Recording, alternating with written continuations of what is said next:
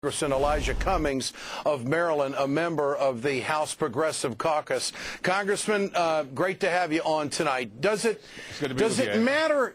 You bet. Does it matter that President Obama campaigned on the public option, yes or no? What do you think? I think it matters. But Ed, I got to tell you that when the president spoke before the Congress in joint session, he said, and I remember taking notes on this. He said, I'd like to have a public option or give me something that will help control the cost, something to that effect. And I got to tell you, we got to keep in mind, let's keep our powder dry here for a moment. For Russ Feingold to vote against the bill tomorrow, I think that sends us in the wrong direction. We've come a long way.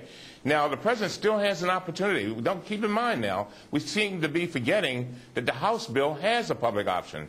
And Nancy Pelosi and we in the House are determined to get as much as we possibly can to control the costs and have that public option. So we still got some more work to do. But the last thing we want to do is send the bill back because we may never see it again, at least not during my lifetime.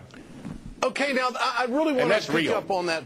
Yeah, okay, well, I want you to explain that because why not come back the next session of Congress with something, with more Democrats getting elected in the midterm, pick up some more progressive seats in the House, and come right back in the next session of Congress and do it again? I mean, if the people want it, if the American people really want reform, what's the loss of waiting one more year? I have to tell you, maybe I'm just way too naive. Maybe I'm not smart enough. But what do you mean we can't bring it back for a lifetime? I think a lot of Americans don't grasp that. Ed, you are brilliant. But let me tell you, and I wish I did not have to say this, but you got to keep in mind the American public expects us to get a meaningful health care reform bill through. They realize that every 12 minutes somebody is dying because they don't have insurance. But they also realize that this was the #1 issue that President Obama ran on.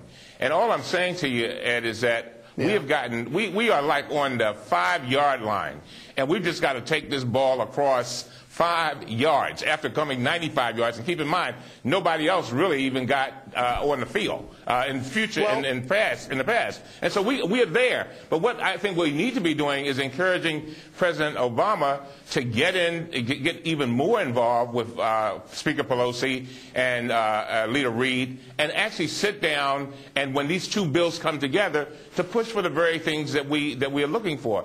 But again, I mean, we have made tremendous progress. We've got a situation now where people who had pre-existing conditions will be able to get their insurance. 31 million people being able to get insurance. That's major stuff. That's nothing to sneeze about. And I do not want to lose that momentum, and I just don't want to do it. And you will find no one more forceful with regard to the public option.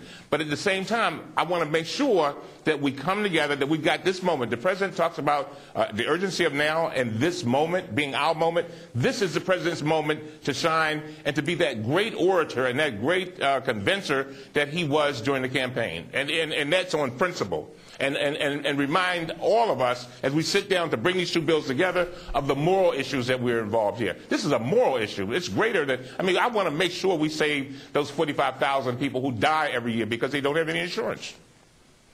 Congressman, great to have you on. I love both sides of the story on this program. It's a fun part about doing this program. I guess Thank you, Ed. maybe I'm more of a riverboat gambler on this. I really believe, and I understand exactly what you're saying. There's a political reality to this. But I just wonder what it would be like if the strength of Obama, his political prowess with the 20-somethings, the 30-somethings, if he were to go out on the campaign trail and take it to the Republicans in 2010 and say, I need more seats.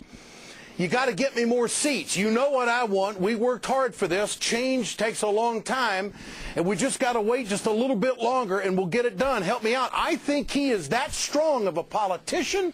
I think he is a generational leader, and I believe it's dice worth rolling. I really do. I believe that. But I also but everything you just said, Ed, we've got right now. This is his moment. This is the president's moment right now. And all we have is control over now. We don't know whether we'll be here next year. You understand? Yeah. This is our moment, and this is his moment. Well, and by the way, you served right. a great purpose by coming, making sure the progressive voice has been heard. I think you've had more impact than you'll ever imagine.